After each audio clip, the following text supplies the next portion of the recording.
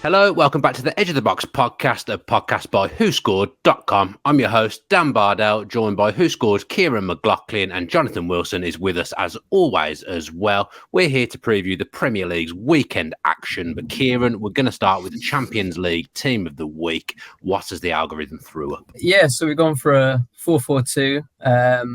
I don't think you'll like our wingers again this week, but anyway, we've started with Edison in goal. We've got back four of David Calibra, Bastoni, Matteo Darmian, Federico Di Marco. Four-man midfield of Bernardo Silva, Rodri, Barella, and Vinicius Jr. And then Haaland and Benzema up front. Don't mind the midfield. I'm not sure about Darmian at left centre-back in two centre-backs, though, Jonathan. Yeah, I mean, but why would you not just use those players in a 4-3-3? Play Bernardo tucked in and play Vinicius high on the left, and you play Benzema sort of in a sort of narrow right-sided role. That would work. Because we play 4-4-2, that's what the algorithm does. The algorithm loves 4-4-2. It just choose everything up and comes out with 4-4-2 every single time. That's just what the algorithm does. I think even Diaz would be disappointed not to get in that team. I thought he was brilliant on Tuesday. But Bernardo Silva was sensational in that game. Yeah, I think I'd probably just pick 11 City players, to be honest. You thought they were that good? I thought Bayern weren't too bad, in all honesty, but City just... But that's why City was so impressive, that Bayern were quite good. They did challenge them. I think they did the right thing of picking a lot of pace in forward areas, trying to get in behind City. There's a couple of times when they did create chances, but City, and this is where I think they've fallen down times before. They stood up in those sort of more physical, more individual moments of defending, and that's where Bayern fell down. It was a pretty even game, except City defended the one-on-one moments really well, and Bayern defended them really, really badly. And Upamecano, I mean, I never understand Upamecano. He's one of those players, and I accept this might to an extent be. I don't see him often enough to judge him properly, but people who watch the Bundesliga say he's great. Every time I see him, he looks hopeless. And I thought he looked hopeless at the World Cup, and I thought he's looked hopeless whenever I've seen him in the Champions League. He's just a mistake waiting to happen. And I suspect he is a player who, when he's really put under pressure, can't quite cope. And the problem is in the Bundesliga, you're not put under pressure that, if you're Bayern, you're not put under pressure that often. And so he sort of strolls through games, and then suddenly he'll collapse when he is under pressure. But I thought Kimmich was really bad on the first goal as well. That Tuchel had picked that 4-2-3-1. He had Kimmich and Goretzka playing deep in midfield, precisely to block up that area where Rodri suddenly got space. So something's gone wrong there. Musiala charges across to try and to stop it, and he's probably gone a little bit too quick, so it's easy enough for Rodri to chop inside him. But Kimmich is then so slow to get out, and he should have been anticipating Rodri turning inside Musiala, because the only thing Rodri could do where he'd retain the ball was to turn back inside. Kimmich should have been out to it, but he wasn't. He was in a line with the centre-backs, and then he's really slow to close down the shot, and he turns his back on it.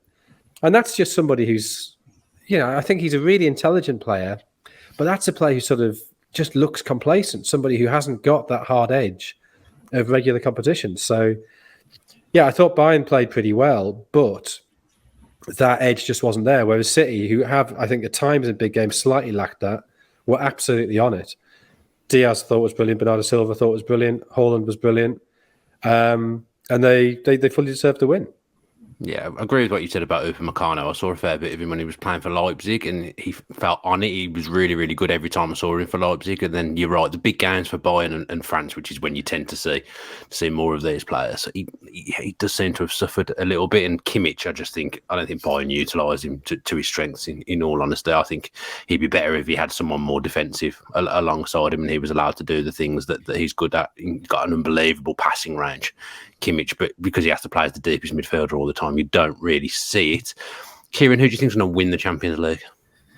It's a tough one, because I think the last time I was on, I was back in Bayern Munich. That's not looking too healthy at the minute. My next option would have been Napoli, but they fell to a 1-0 defeat last night. I feel like they can turn it around back at home, for sure. But it was surprising, how well they did in the first half, and you just couldn't score. I mean, obviously they missed Osimhen very much, but you'd imagine if they have him back, they can get to the next round. But I feel like City, I think if it came down between them two, and obviously City winning 3-0 at the moment, they're going to go through. So I think they'll probably go all the way to win the Champions League. I'm going to stick with Real Madrid, who I said last time. I just can't see past them. They just know what they're doing in the Champions League. Jonathan, are you plumping for City? Yeah. I just don't think anybody's any good. Any except for them. Yeah. I mean, Real Madrid, they've had that thing for, all last season, a little bit this season, where they do enough. They somehow turn games around, and that is a quality that is valuable and is difficult to instill in the team. So it may be that they can beat City. We said this about City before, that they've looked in great shape, and they often look in great shape in Europe until it goes wrong for them. But Napoli, I think, have gone. That 4-0 defeat in the league to Milan, plus last night, you sort of think, they're looking a little bit leggy now. It looks like the steam's gone out of them a bit. Missed opportunity for them. Yeah, it really is. This was a great chance for them, because there was definitely a spell, a month, 6 weeks ago, when they were playing the best football in Europe. But that's over. Bayern, I know they'd won 8 in a row in the Champions League, but I saw them against Inter in the group stage. I saw both the games against PSG and wasn't that impressed by them. The thing I thought was telling against PSG was that last half hour of the first leg, when Mbappe came on and they panicked. And it's exactly the same panic as you saw against City. They're just not used to defending. They're not tough enough. And that's a function of the Bundesliga, that it's too easy. I know that it's a title race this season, but they're just not challenged often enough. So how are they ever going to get that hardness you need to win big games? They just don't have that week-to-week challenge. So City are playing really well at the minute. City, the last couple of months, have really hit form. Guardiola's, I guess the one thing you might say is that he's essentially picked the same, not quite the same 11, but sort of the same basic shape, sort of 12, 13 players being fitted into that shape. So, sometimes Mars will play, sometimes there'll be Gundogan and Bernardo Silva shuffling between the two. There's occasional tweaks at the back. But fundamentally, you know what the City team will be, with maybe 1 or 2 adjustments. Given they still have potentially 15 games this season, will they start to run out of steam come the middle of May and June? And that is definitely possible. And the truth is, we don't really know the dynamic of this season, because we've never had a season like this before. No.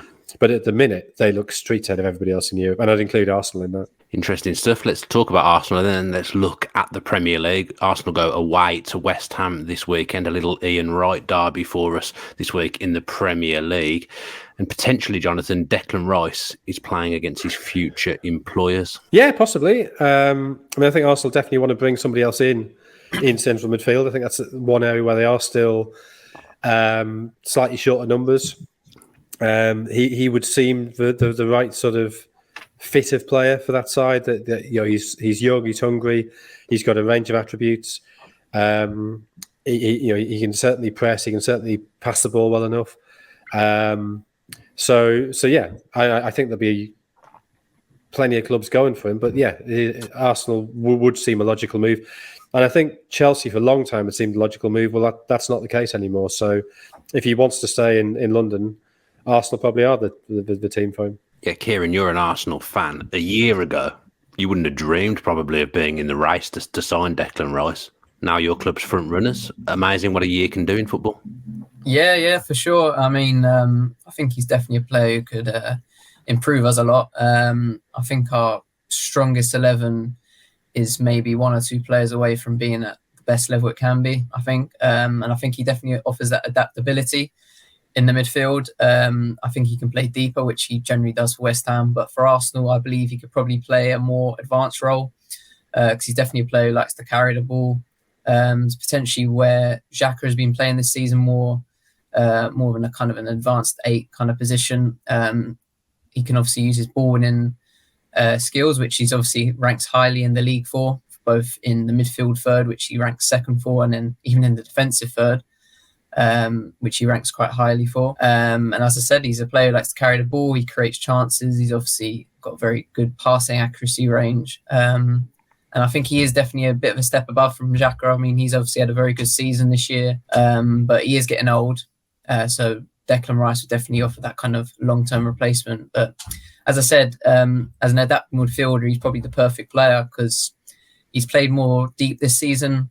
But I think he could even fill in at centre-back. Obviously, Saliba's injured at the minute, but he's definitely got the attributes. He's very high. He ranks highly for tackles. He's the third highest in the league when it comes to interceptions, so he could even fill in there. But yeah, for sure. I mean, there's also rumours that we could get Caicedo as well as Rice, and if that was the case, it would probably make sense if he could play in that more advanced role. But yeah, like you said, a year ago, couldn't dream of it, but I'd say it's very much a realistic opportunity, even if we were not to go on to win the league. Yeah, I mean, almost, well, I'll say almost certainly, absolutely certainly Arsenal will be in the Champions League next season. What do you think of that, Jonathan? Do you think Rice is a good fit at Arsenal? Yeah, I would say so. I mean, I think... Is it the best move for him, do you think? Do you think that's the best move he could get now? Well, I think if he went there, he'd be pretty much guaranteed football, which is a big thing. I mean, players can, in the modern game, because of the stockpiling of players, you could do what, say, Calvin Phillips has done and move for a big sum and find yourself nowhere near the first team. Well, he doesn't want to do that. You can say maybe he's better than Calvin Phillips, but the two of them, I think, will be in Gareth Southgate's first team for England. So you'd say that puts them on a level. So I think he would be a pretty much a guaranteed start at Arsenal, whereas maybe I don't think there's any sort of prospect of going to City. United, maybe. United, I think, probably need midfield recruits. You can see him doing a job there. Maybe learning alongside Casemiro would be a good thing for him. But I mean, it depends as well. Like, how attached is he to London? Does he want to stay in London? But I sort of think if you're a young British player playing for Arsenal at the minute, it must be an attractive proposition because there is a sense of something building and growing there. I think the fact that team, it is so young and it still is on the way up. I think that must be an enticing. It must be an exciting thing to be part of. And if he went there, he'd become one of the leaders of it. And you sort of think, Rice and Odegaard playing together, they could have a partnership for the last 7-8 years, which again must be an exciting thing. So I know there's a Chelsea link because of his background and where he played before and his friendship with Mason Mount and everything. Although Mason Mount may well not be staying at Chelsea. But failing that, I think Arsenal does seem the most logical place. Yeah, and as I said at the start, a year ago, that would have been unthinkable that they'd have been able to have the power to pull in Declan Rice. But it just shows you how well they've done and how far forward they've moved in a year. Is this Arsenal's biggest midfield battle of the season? I asked that question, Jonathan, because when they played Manchester United, there was no Casemiro. When they played Fulham, there was no Paulinho. Partey was missing for the Man City game. And when they played Brighton, there was no Caicedo. Also, no Bentancur when they played Spurs. So there always seems to be midfielders missing whenever Arsenal rock up to play a team. Against Rice and Souček, although I'm saying this question, I'm thinking whilst I'm saying it, Souček's not at the level. Souček's not at the level that he was in previous years, is he? But I guess it's a good audition for Rice in some ways. Look, it's obviously not their hardest test of the season. I mean, Ben wrote the script. Ben wrote the script before everyone shouts at me. I just read what's there. Souček, and even if Paquetá's back, which I think is sort of a 50-50, and he may not play anyway. It's possible they stick with a 4-4-2, but it's a decent midfield, but it's not City's midfield. It's not United's midfield. Even one or two players missing. It's not even Tottenham's midfield. It's a decent midfield. It will be a challenge for them, but Partey, Xhaka, Odegaard are better. They should come out on top. It'll be interesting to see Rice against that, but it's even Newcastle's midfield is better than West Ham's midfield. It may be in the top 10 midfields in the Premier League, but come on. No, the words are on the page. I just read what's there, Jonathan. We'll have a go at Ben next week. It's not the best of questions, was it? I think the point he's trying to make is that every other game this season, the big midfield has pretty much been missing when Arsenal have played. Well, okay, that's true. But I mean, West Ham in the relegation battle, they're obviously not very good. Like that's just midfield is probably Is it the best part of West Ham's team? I'm not even sure that's true, is it? I think Rice is just the best part of their team, isn't it? West Ham, their team this season, they had 2 good seasons and then they've completely gone away from anything that suits David Moyes, giving him this collection of players that I can't imagine he was too heavily involved in. They don't fit with the way Moyes plays. Some of Carrera at the back, he has been terrible every time I've watched West Ham play. He's either playing right back or centre back, and he looks like he's lost between both positions every time I've seen him play for West Ham. I don't think Emerson at left wing back's a massive upgrade on what they had. They've had injuries at the back. Aguirre's missed most of the season. In fairness, I think he looks quite a good player. But even like Fabianski, who's been such a dependable and consistent goalkeeper in the Premier League for years now, he looks a bag of nerves. I think West Ham's problem is at the back. Well, and they're not scoring goals. I think their top scorers, Bowen and Benrahma, have both got 4. I think they're the leading scorers. Benrahma's will, but a couple of them will be penalties as well. Yeah, they would be. Yeah. So Antonio's got 3, Ings has got 2, Scamacca's got 3, I think. And that's partly because they've chopped and changed and they haven't had a settled setup up front. But we're not scoring goals and we look leaky at the back. It's not a good formula. No, and you mentioned Ings there, Ciarán. Ings v Antonio. I'm guessing against Arsenal it'll probably be Antonio. But again, they're signing Ings. Ings doesn't really fit with what they do because he's not a lone forward. He can't really play as a lone forward. His best spells in his career have come when he's played in the front too. They signed him to try and get the goals to stay up, but then he doesn't play every week. Ings obviously I feel like offers more of a goal threat than Antonio, but the thinking might be behind the fact that Rob Holding's most likely going to start again, that Antonio potentially might be able to dominate in the air more than Ings, especially as, if you look at aerial duels 1 per game, he's winning 1.4 compared to Ings, which is 0.5 per game.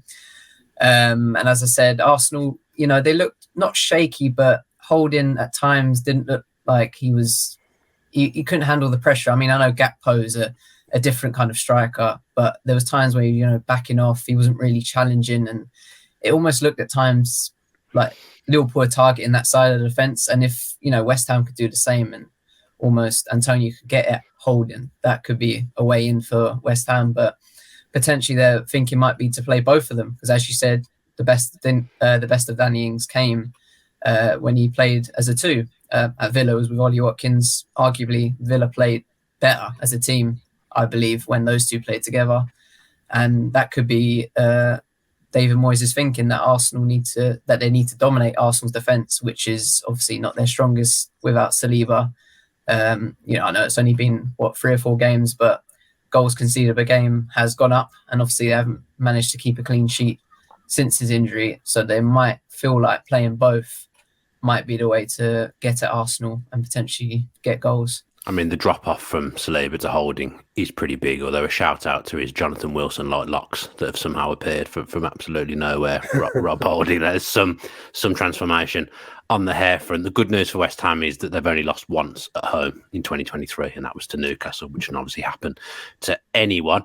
We haven't talked about the game last week, Arsenal, Jonathan at Liverpool. Unbelievable game, my favourite game I've watched this season, unless that's recency bias. I can't remember a game I've enjoyed more than watching that one. It's a bizarre moment that Gary Neville picked out in commentary, where Xhaka kind of G'd up the Liverpool fans, and it almost got the blame for Liverpool coming back into the game. Teams that are playing Arsenal at home, because of how well they're doing, the crowd will be a little bit more up for it, won't they? Yeah, I think with the crowd at London Stadium, if Arsenal were to go 2-0 up, I don't think the crowd at London Stadium would behave like the crowd at Anfield. We saw the Newcastle game how it was empty by the end. I think there's a lot of frustration still around West Ham, and I think as an away team there, if you start well, you have the opportunity to get the home crowd on West Ham's backs. So different stadiums behave in different ways, but Anfield, I think, the cliche of it is at least partly true, that it is a stadium that has a material impact on games. And I've sort of seen a bit of a backlash against Gary Neville for blaming Xhaka. And maybe blame is the wrong word, but there was definitely a change in mood at that moment. And anybody who goes to football has gone to football regularly knows that some games, something happens and the crowd suddenly get up for it, and you can see it transmit itself to the pitch. I remember, this is years and years ago, this must be sort of early 90s. Sunderland were playing Peterborough at home, and nothing was happening. It was an absolutely dead game. And then word came through that Newcastle had gone behind. And because nobody had cheered anything, people suddenly start celebrating madly, Newcastle conceding, and Sunderland scored within seconds. And it really felt like the crowd getting up. It's just suddenly kind of injected that energy onto the pitch. So I don't think that's I don't think that's a false idea. I think that can happen, and it did appear that in that moment Anfield suddenly became noisy again, having been very quiet for 40 minutes. If Liverpool hadn't scored before half time, Arsenal probably would have got away with it. But they did score, and from then on, it never really felt to me likely that Arsenal would hang on and win that game. So yeah, crowds do make a huge difference. Do crowds particularly care about beating Arsenal? I don't know, but I think crowds definitely can sense when a team feels under pressure and can be quite good at ramping up that pressure. And one of the things with City is because they control the game, certainly in the Premier League, they tend to control games so well. They tend to hold the ball so well. One of the things that does is it just keeps everything quiet. It's sort of it lulls the crowd into sort of an acceptance of their fate. Whereas the way Liverpool play, the way Arsenal play, they don't quite have that level of control, and that maybe makes them more susceptible to crowd influence. Interesting. I mean, they've got some tough away games to come. Teams that have got good home records, or teams that are better at home than they are away. West Ham, Man City, Newcastle, Forest. Yeah, that Newcastle game looks really hard. Yeah, well, Forest as well. I mean, Forest only 6 points away. Yeah, so. Yeah, that'll be some huge games still left for Arsenal. Plenty of twists and turns left in the title race, I'm sure. Let's have some score predictions then. Ciarán, I'll come to you first. I think if we can get a quick start in the game, I think we can overrun West Ham, potentially 3-1. 3-1. I'm going to go for a big, juicy 4-0 to Arsenal. Jonathan? I think it's over, 1-1. 1-1? Yeah. You think when you say you think it's over, what title race is over? City are winning the title easily. It's a massive shout with how many games is there left, and Arsenal are currently top. You think you're that certain that Man City will win the league? Yeah. Okay. We're about to talk about City, so I guess this is a nice segue in. So Man City, Leicester. Here we go. The only thing that can stop City is the fact they have potentially 15 games left, and Guardiola has for the last sort of month, 6 weeks, picked a pretty settled team. That makes them more susceptible to injury. So we saw De Bruyne go off having seemingly been injured on Tuesday. It wasn't quite clear. He looked very angry at going off still. Yeah, so I mean, if that is something, then you lose him. That is a big issue. If they were to lose Grealish in this form, in Haaland in this form, Bernardo Silva in this form, Ruben Dias in this form, those would have an impact. It may be come the end of May that they do start to tire, but their run-in is relatively straightforward. I mean, they've got their run-in is Leicester at home, which they'll win, Brighton away, which is tricky, Arsenal at home, which is obviously massive, but that could be the game where they really sort of seal the title. Fulham away, which these days isn't as tricky as it looked like it might be. West Ham at home, which they'll win. Leeds at home, which they'll win. Everton away, which they'll probably win. Chelsea at home, which, I mean, depends if Lampard's been sacked by then and replaced by somebody better. The easiest game of the lot. And then Brentford away on the final day. So Manchester City, without them to do too much, can easily win all those games. There's only 2 or 3 games though. I think there's even a possibility of them dropping points, and that puts enormous pressure on Arsenal. And Arsenal in that second half looked a team under pressure. I look forward to seeing this on Twitter later. Jonathan Wilson, the title race is over on the WhoScored Twitter page. I'm looking forward to seeing that and the reaction that comes with that, because the Arsenal fans, even if you said something 3 years ago, they'll come for you on Twitter, as I found out recently. Let's talk a little bit about Leicester. Then every week on this podcast, we talk about a new manager being welcomed into the fray, Jonathan. This week, it's an old favourite of mine, Dean Smith. Can he lead Leicester to safety? Yeah, his last 2 jobs, Villa and Norwich, he did have an impact immediately. That is definitely true. So at Villa, which is obviously in the Championship, he won 5 of his first 9 games, kept 4 clean sheets. He did tighten them up. Admittedly, there was a 5-5 draw against Forest in that run, which isn't that tight. But 4 clean sheets in 9 games, given how they had been playing, is an improvement. At Norwich, he won 1 and drew 2 of his first 3. But Norwich was probably not a great idea for him to take that job. I think the downward path was already set, and I think it was very much sort of a rebound gig for him, which I think is never a great idea for a manager. I think if you've been sacked, you probably should go away and allow yourself to process that and reset, and then come back.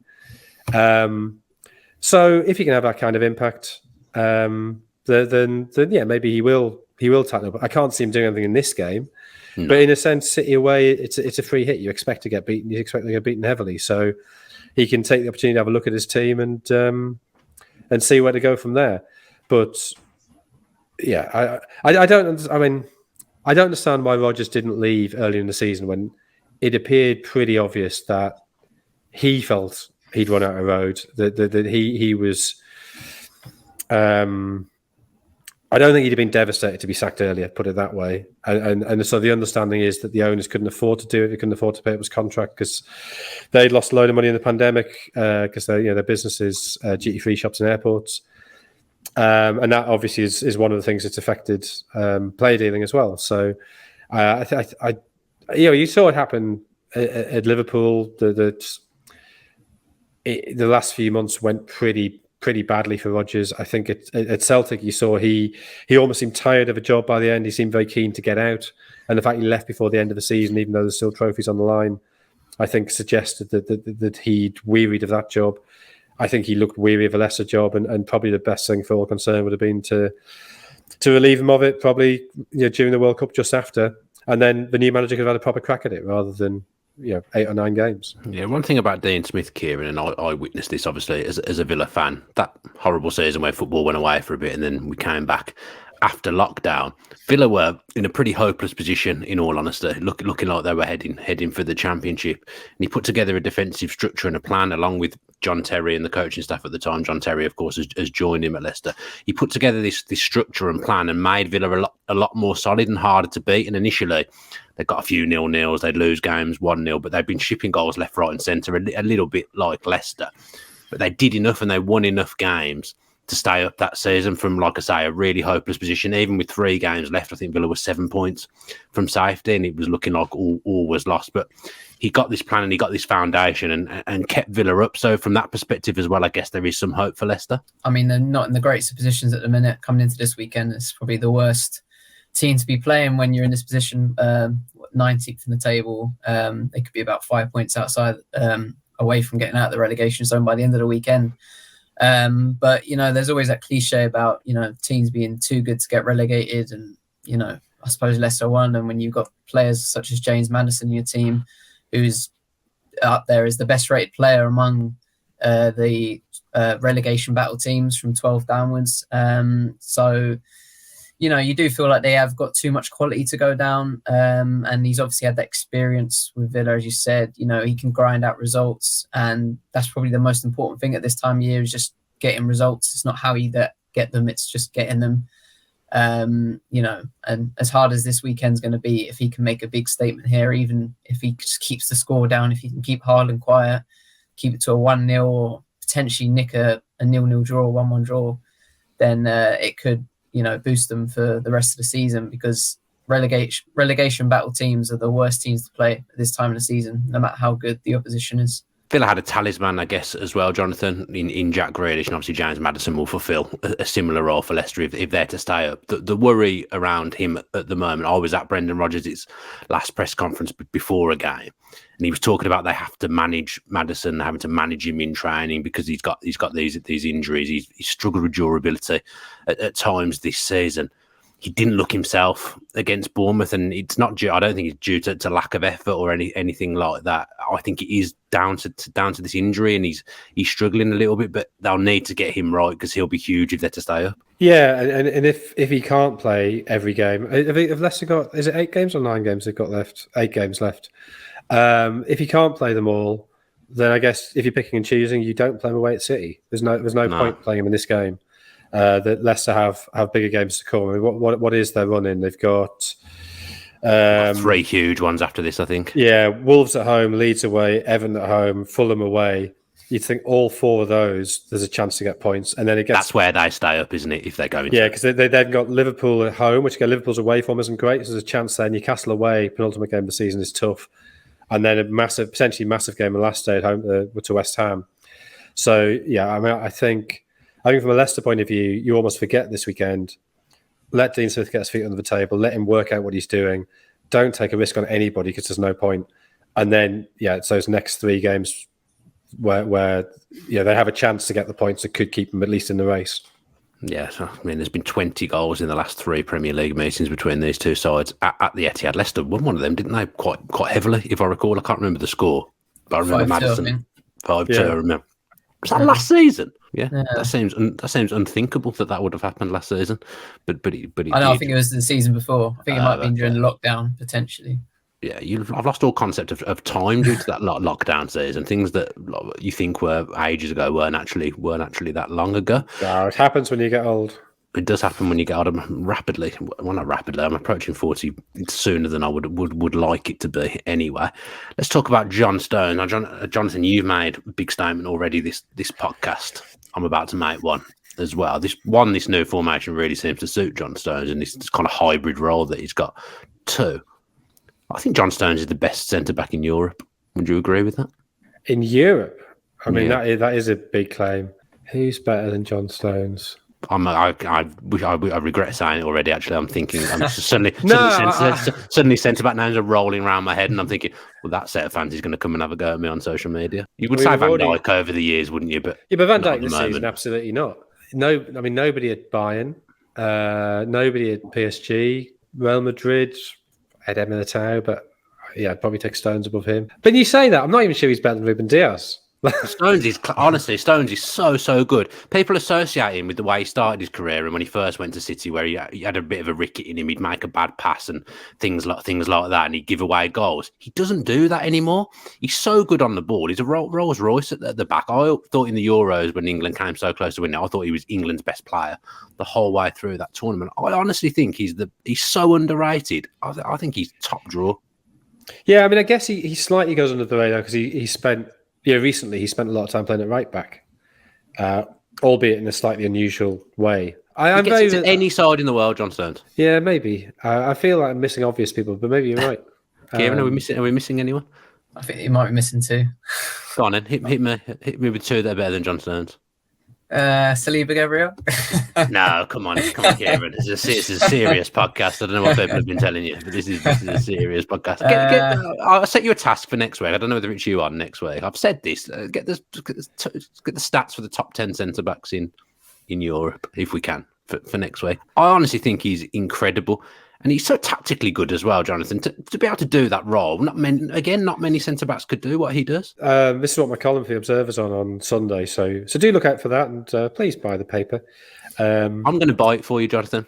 Oh, thank you very much. Not for you, because I'm not going to give it to you afterwards, but I'm going to buy it. I'm going to read that. We basically, for 60 years, the fullbacks have been becoming increasingly attacking. And I think we reached the limit of how attacking they can be. Probably with Alexander-Arnold and Andy Robertson 2 seasons ago when Liverpool won 3 seasons ago? Whenever Liverpool won the league, whenever that was. When your fullbacks are getting 25 assists or whatever it was between them, they can't really get more attacking than that. So what's the next stage of that evolution? And maybe the next stage is them to stop going forward and to start coming inside. And Guardiola obviously did that with Philipp Lahm at Bayern. I think he's tried to do it slightly under the radar at City did it a bit with Fabian Delph. Did a little bit playing Fernandinho at fullback and tucking in. But that also felt like a temporary fix. Jacques Cancelo obviously did it from the left. But now Stones is doing what Philipp Lahm did. And I thought Bernardo Silva was absolutely brilliant on Tuesday. But after him, you like Bernardo Silva. I think that's the second time you've said that. I thought the way he was on Silva. The way he was on Tuesday, that was just... Wilson's got his favourites. Ruben Diaz is one, and bernardo Silva is one as well. No, it's true. But I think Stones is probably their best play after Bernardo Silva on Tuesday. Just the ease with which he stepped up into midfield. I know coming from centre back, not from right back, it's slightly different to what we're talking about. But yeah, to have it's not just technical ability; it's the tactical awareness to do that and to know when to do it. And I think it's a really interesting thing that Guardiola's doing. That 3-2 shape, he's obviously decided is the best way of stopping counter-attacks. So when in possession, get a line of 3, get 2 midfielders protecting them. But they don't always have to be the same players. Ideally, they wouldn't always be the same players because you want that flexibility. And it's going back to that shape. If you showed it to Herbert Chapman, he'd understand what was happening. Herbert Chapman would be saying you should go more direct, but Herbert Chapman would understand that shape. He'd understand those principles, and that's a really interesting thing. That 90 years on, that shape remains still the best way of stopping teams counterattacking against you. But it's difficult to find a way of achieving that if you're going to play a back four, and if you're going to retain some degree of flexibility.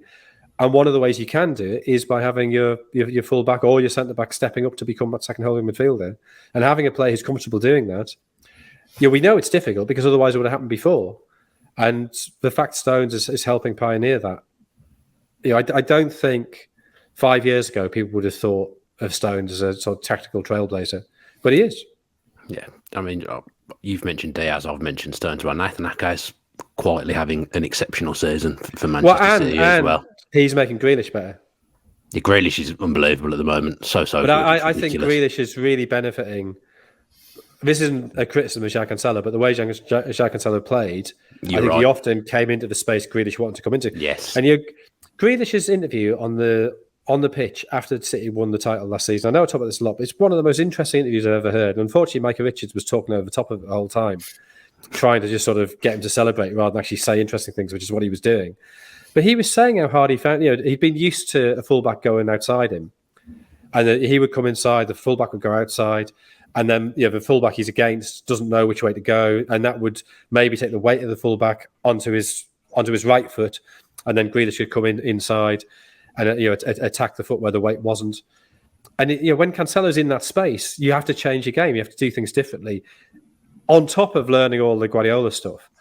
So to not have to worry about that, to have a very solid fullback behind you, to basically know that I just look after my own game, and yes, I've got to track back, but I'm not worrying about the position of the player behind me. He's just going to be behind me, supporting me. That I think has simplified things for him, and he's really benefited. The last couple of months, he's been sensational. Yeah, he's their big danger man at the moment. Everything City are doing good, he's really coming through Jack Grealish, and that wasn't really the case last season. You're completely right on the full-back thing. His best season for Villa was when Matt Targett had a good season playing as you would expect a left-back to play, but backing him up and making runs on the outside at times.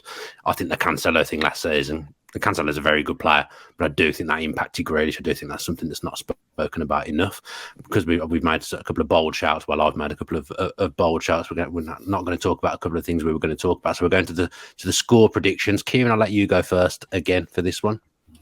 I think I'm going to go with 4-1 City. 4-1 to Man City. Jonathan? 3-0 to Manchester City. 3-0, and I'm going to go for a 2-0 to Man City. Dean Smith offering a little bit of improvement at Leicester, but they still lose. Let's look then at Chelsea against Brighton. It's Frank Lampard's first home game in charge.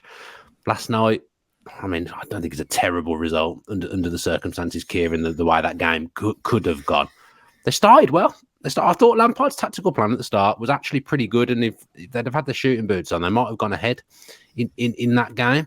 But they need to start winning games, Chelsea, don't they? Because they're not winning football matches. They need to start winning games. They need to start scoring goals as well, I think. It's all well and good creating these chances, but they're not scoring enough. I think, even Haaland's scored more than them combined, which tells a lot. But it's a perfect opportunity. It's first home game. Obviously, I think the fans are very supportive of having Frank Lampard back.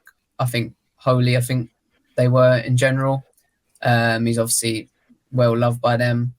I think his home record when he was last in charge wasn't too bad. Obviously it's quite a mixed record altogether. But home it wasn't too bad. Couple of results where he lost to maybe like City's, Liverpool's, but on the whole it wasn't too bad. As you said, they didn't start too bad against Madrid. Conceded a couple of chances. Of course, you were going to expect that at the Bernabeu, but keeping it to 2-0, especially after the sending off, isn't a bad result. Whether they go through or not is, of course, a different matter. I mean, absolutely not. They're not going through. Oh, no, of course not. But yeah, this is obviously a massive game. Brighton obviously are fighting for the Champions League, or just Europe in general. Chelsea obviously just need results. And I think potentially should be setting up in more of an attacking system in this game than he did against Real Madrid, more the 4-3-3 that he preferred when he was first in charge at the club. And I think that definitely suits the players he has. And, he's got an abundance of quality, and it's just about getting the best out of them. And as I said, they just need to start scoring goals. Yeah, one thing I did like about Chelsea last night, I liked the look of that midfield three of Enzo, Kante, and Kovacic. I think that's a good midfield three, although Mason Mount doesn't get into that team, which I would find a problem if I was a Chelsea fan. But on Kante, Jonathan, if he starts against Brighton, which I'm not sure he will because he looked absolutely exhausted at the end of the game last night, it'll be his fourth league start of the season for Chelsea. And all four of them will have come under different managers. I mean, that just shows the basket case of a club that Chelsea have been this season. No, it's absolute shambles. I think you've been very, very kind to Lampard there. Lampard's lost 10 of his last 11 games as manager. A lot of them were obviously at Everton. Yeah, I mean, I don't know, that's irrelevant, isn't it? Yeah, okay. I just thought the setup was okay. Okay, I think he's lost 6 of his last 9 league games as Chelsea manager. But okay. I mean, these aren't great things that you throw in. Right. I'm not defending him. What's his job?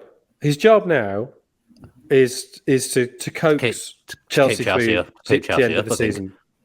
They won 39 points, not going down. I saw that question in the script. Don't embarrass yourself by asking it. We got 39 points. It's his job is to get them through at the end of the season. And they're not going to go down. They could get into the Conference League, but they don't really care about that, I assume. So the only thing he's got to worry about is the Champions League. The only logic in sacking Potter when he was sacked, if there is any logic, and given it turns out James Corden is the director of football at Chelsea these days, there may well not be any logic. The only logic is they thought they could get somebody in who'd have a better chance of winning the Champions League than Potter. Potter, in his career, had managed one Champions League knockout tie in which Chelsea played very well and beaten Dortmund 2-1, but actually was much more comfortable than 2-1 makes it sound. Lampard has also managed one Champions League knockout tie in his career, which he lost 7-1 to Bayern and got absolutely thrashed. Why you'd think Lampard is a better option, it just makes no sense. I've got no idea. But, okay, Lampard comes in. His job against Wolves on Saturday is get this team set up, get them prepared for how you're going to play against Real Madrid. What does he do? He takes the back three, rips it up, says, we're going to start with a back four. We're going to play a 4-3-3. We're going to play completely different to how we play against Real Madrid, where we go back to the back three. He then says in his post-match press conference, I couldn't sort all this out in 2 days. He's not meant to be sorting it out. His job is not to sort it out. His job is to just hold their hand and take them through at the end of the season. Chelsea on Saturday against Wolves had one shot on target. It's Wolves. Their midfield was overrun. So, of course, they got overrun by Real Madrid. Real Madrid were playing in second gear, if that. Last night was one of the most insipid games of football I've ever seen, never mind the Champions League quarter-final. Real Madrid, the disrespect Real Madrid showed Chelsea, both their fans, their players, the lack of intensity, the lack of urgency, the sense of, this is inevitable. Yeah, it was only 2-0, but the sense was that they could have won that 5 or 6-0 if they'd really wanted to. I'm sure this isn't the case. You almost wonder if Ancelotti sort of thought, I better not really go for it because I don't want to embarrass Frank. So I thought Chelsea were awful last night. I thought they were awful against Wolves. And maybe being at home makes a difference. Maybe the fans who still remember him as a player will sort of generate something, and they'll, given Brighton seem to be the unluckiest team in the Premier League at the moment, maybe they will get something. But I just don't understand what's going to happen the rest of the season.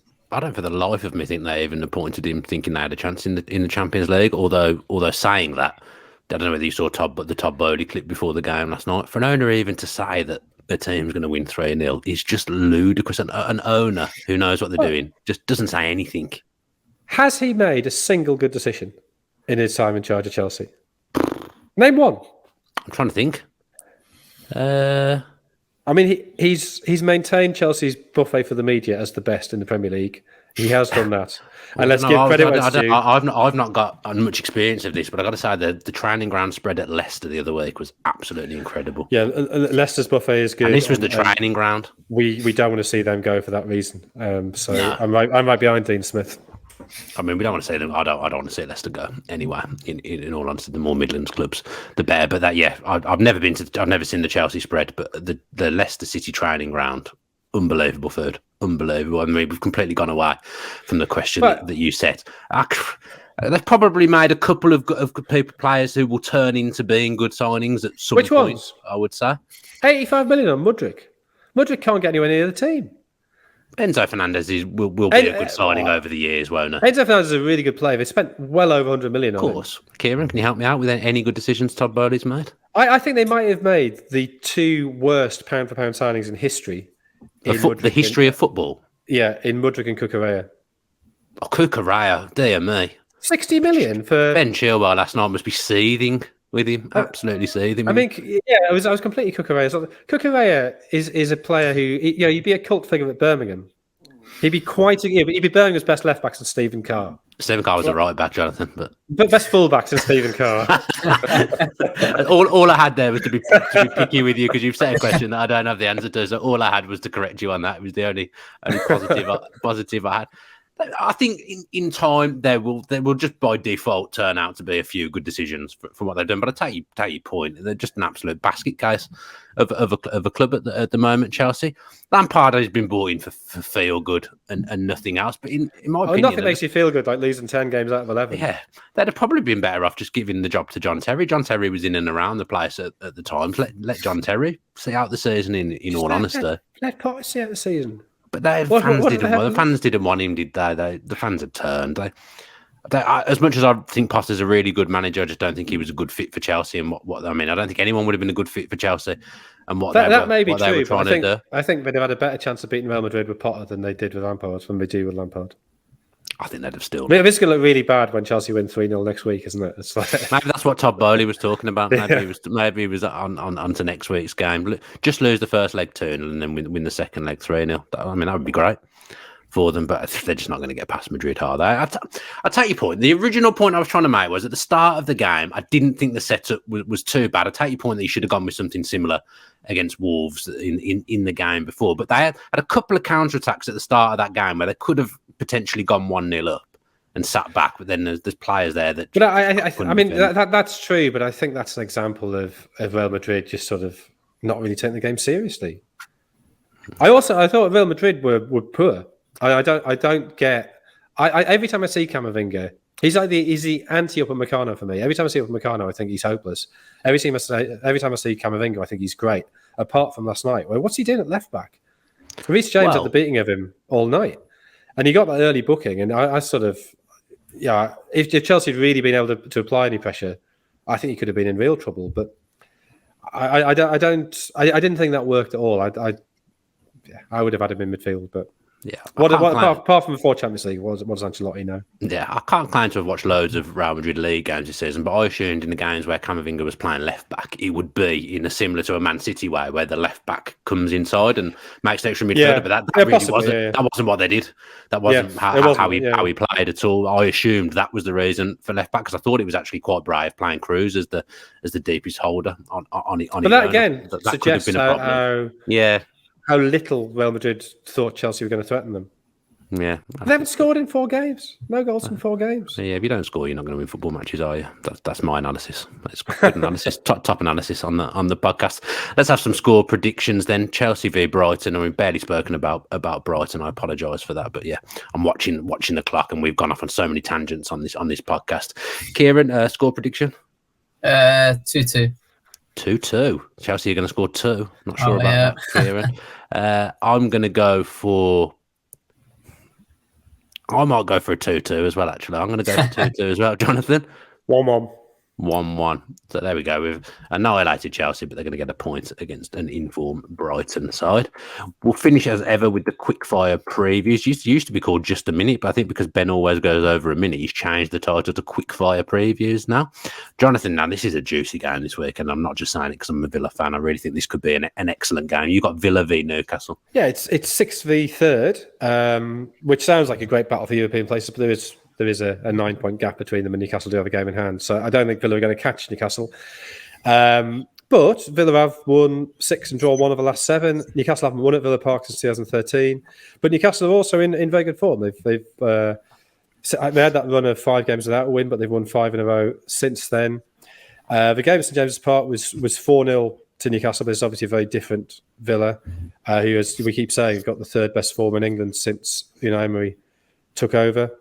Newcastle are 3 points above Spurs with a game in hand, so they really should be set for top four. I guess if they lost this, they might get under pressure, but it does look now, with the way Tottenham are playing, as if that top four is pretty much settled. Cash, Cameron, Coutinho and Bailey all out for Villa.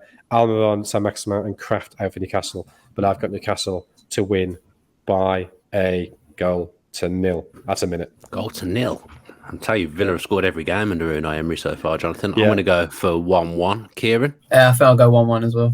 1-1 as well. Me and Kieran now just copying each other on the podcast. And you mentioned the way you talked about Villa there. Villa aren't obviously going for the Champions League. Villa are going for one of the Europa places, even if that's the Conference League, Jonathan. And that's highly possible at the moment. Different tournaments for different needs.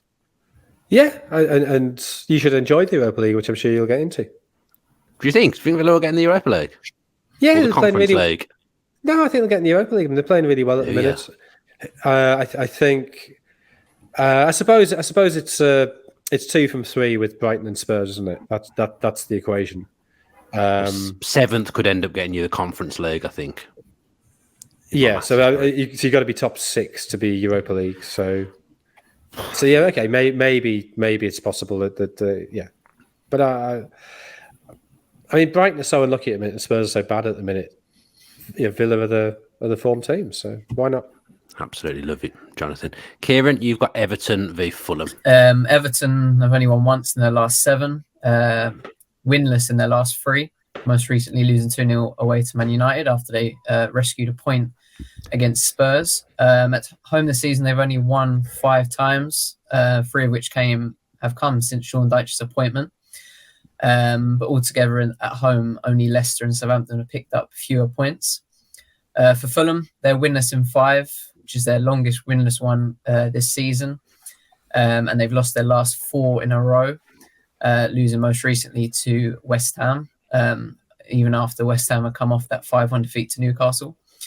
But positive for them, away from home, only 7 teams have actually picked up more points than them. And with Everton looking solid at the back at home since Dyche came in, because they've only conceded 3 in those 5 games.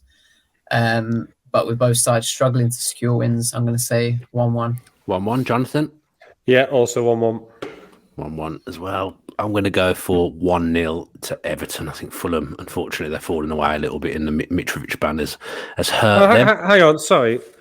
Sorry, I've read the wrong thing. I've got 1-11. Yeah, sorry. 1-0 to Everton. Jonathan now copying me. Yeah. Southampton v Crystal Palace for you, Jonathan.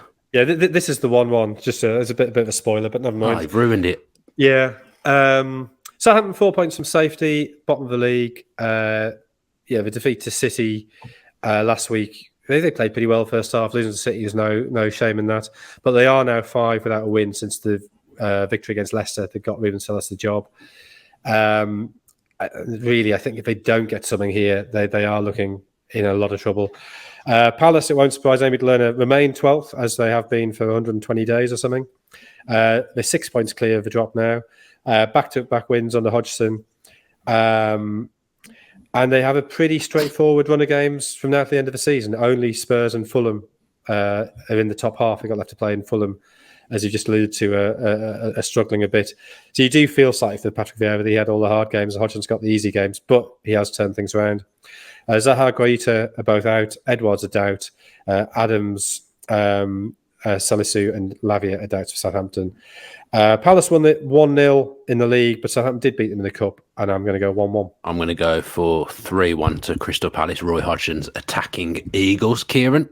2-1 Palace. 2-1 to Palace. Kieran, you've got Tottenham against Bournemouth. Tottenham have only won twice in their last 7 in all competitions, 2 in their last 5 in the league. But they do come into this game after the 2-1 win over Brighton. But home soil this season, they have got a very solid record. They've won 11 times in the league. Only Arsenal and City, who have both won 12, have got more. For Bournemouth, they've actually got 3 wins in their last 5 in the league, including the 1-0 win over relegation rivals Leicester in the lead up to this. But away from home, it's not looking as good. They've conceded 38 goals away from home, which is the worst in the league. And only Forest have lost more games than them away from home. Spurs are the only team in the league who are yet to draw a game in the league. And because they look so solid at home, I'm going to say 3-1 to Tottenham, especially as they have such a great record against Bournemouth, which has seen them win 8 of their 11 meetings in the Premier League. Is that true? They've not drawn a league game all season? No, they're the only team. Is that really true? I've not noticed that on the league table at any point, that they've drawn 0. I feel like that's something I would have clocked at some point. Obviously not. He's antsy. He's checking. He's not sure. They haven't drawn at home. They haven't drawn at home. Here we go. Only team not to draw at home. They famously drew 3-3 at Southampton. I don't even remember that game. The game that prompted the Conte rant when they were 3-1 up. Yeah. I mean, even that feels years ago. What's going on with time? I really don't understand it. At the moment, things that were recently feel like they were years ago, and things that don't feel like they were that long ago are years ago. That's how I feel with football at the moment. Score prediction. What was your prediction, Ciarán? 3-1 to Spurs. 3-1. I'm not going to copy that. I'm going to go 1-1. Jonathan? 2-0 to Spurs. 2-0. So yeah, I'm going the 1-1. First draw at the Tottenham Hotspur Stadium, of course, this season, as we all know. Wolves v Brentford, Jonathan. Yeah, Wolves sort of quietly probably are just about doing enough to stay up. They've taken 7 points from the last 5. Obviously beat Frank Lampard's struggling Chelsea last Saturday. They've taken 26 points from 19 since Lopetegui took over, and that's lifted them up to 13th, so 4 points clear of the relegation zone. Brentford, they're 9th now. They haven't won any of the last 4. That's partly because of the fixtures. They played Brighton, Manchester United and Newcastle in that time. But they are now 4 points behind Villa in 6th. So that race for Europa League place maybe is starting to get away from them. And if they are going to get back into this is the kind of game where they definitely need something. They're going to be without Pontus Jansson and Christopher Ayer. There's a doubt over on Onyeka. Kaladzic is out for Wolves. They do have Hwang back. Ruben Neves and Johnny are both still suspended. So Wolves probably will go with a 4-4-2 they used against Chelsea on Saturday again. It was 1-1 at Brentford, but I'm going to go for Wolves to nick this by 1-0. That's exactly what I was going to predict. Exactly. 1-0 to Wolves then. Ciarán? Said 2-0 Brentford. 2-0 to Brentford. Okay then. Ciarán, your final game is Nottingham Forest against Manchester United. Forest come into this one winless in their last 9 Premier League games. The most any team has gone this season without a win is 12, which was, of course, Crystal Palace. They've lost their last 2 in a row. They lost to Newcastle last month is the only loss in the last 11 home league games. But the last home league win came at the start of February against Leeds. For Man United, they've had back-to-back wins. Of course, they both came at home after they'd gone 3 without scoring in any of those 3 games where they failed to win as well. Away from home, they've actually only won once in 2023, which came against Leeds back in February, losing 3 and drawing the other. Only Everton have picked up fewer away points in 2023 than Man United. But if Newcastle do fail to win and Man United win here, they will, of course, go third, thanks to their very good home record. They, of course, won here in the League Cup, so I'm backing them to win here again, 2-0. 2-0. I'm going to go 1-1. Jonathan? United to win 1-0. United to win 1-0. Final game we've got is Leeds against Liverpool. It used to be a classic back in the days. This game, Viduka scored 4 or 3. He definitely, Premier League classic, prime Barclays. Yeah, and also the 64 FA Cup final. Yeah. Sure. When Leeds won. Leeds lost 2-1. Liverpool won at 2-1. Ian St John winner, I think, in extra time. Well, I think it's going to be 2-1 to Liverpool based on what happened back in. What was it? 64 or 65? Might be 65. Why are you asking? Why are you asking like I'm going to know? I think it was 65. Anyway, 5 minutes before half time against Palace, Leeds, everything seemed well for them. They'd won 2 of the previous 3. They were 1-0 up. They were absolutely cruising.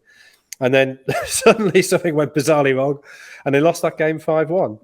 And I think that can go one or 2 ways. They'll either panic them and they'll fall apart, or it might reset minds and it might just be a freakish thing that they suddenly will tighten up at the back. They've got a tough run in. They've got City, Newcastle, and Tottenham still to come, and they're only 2 points above the drop zone. So given Liverpool's away form, this is probably a game where Leeds will be looking to get, where they really need to get something. Liverpool have only won 3 out of 15 away from home. They haven't had an away win since they beat Newcastle back in mid-February. Liverpool haven't won in 5, though. They're 12 points off 4, so that race is over. And there's sort of a sense of decline about them now, and the news that they're not pursuing Bellingham sort of adds to that. Verba and Adams both out for Leeds. Bajcetic, Diaz and Keita all out for Liverpool. But I think Liverpool probably will just have enough and win 2-1. I'm going to go 2-0 to Liverpool. Ciarán? I'm going to go 2-1 Liverpool. Okay, lovely. I mean, I tend to relax towards the end of the show, so when you were talking, I noticed a few things going on in both of your backdrops that I'd like to discuss quickly before we go. So it was 1965. So 1965. That's good. Good. I'm pleased. Jonathan. You can't move for books where you are. Books everywhere. Every corner you turn, there's a book. It's because my library's getting redecorated. So Library, of course. Most of my books are in boxes, and then the ones. Hang on, which side? It's that side. They're the books currently in use. These are books that recently arrived. Okay. That are yet to be shelved because there are no shelves at the minute. They won't get put until the end of the season. Okay. I knew there'd be an explanation to why there was books everywhere. And Ciarán, in your backdrop, those 3, I think they're called rosettes. What are they for? There's 3 rosettes above a picture next to the Arsenal Dreamcast shirt. Yeah. 3 rosettes. Oh yeah, they're from like FA Cup finals from when I was younger. Oh, so not for playing in them, obviously, just for memorabilia from Cup finals. Yeah. Don't see many rosettes nowadays, do you? Is that what they're called? Are they called rosettes, John? Yeah. I'm asking you as the elder statesman in this. Yeah, definitely rosettes. Yeah. Okay, there we go. Just thought I'd bring a bit of culture to the end of the podcast and talk about books and rosettes.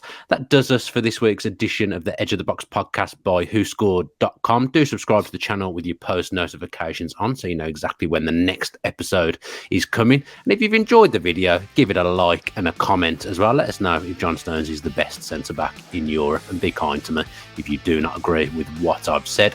We'll be back next week. Enjoy all the action at the weekend, and as ever, please stay safe.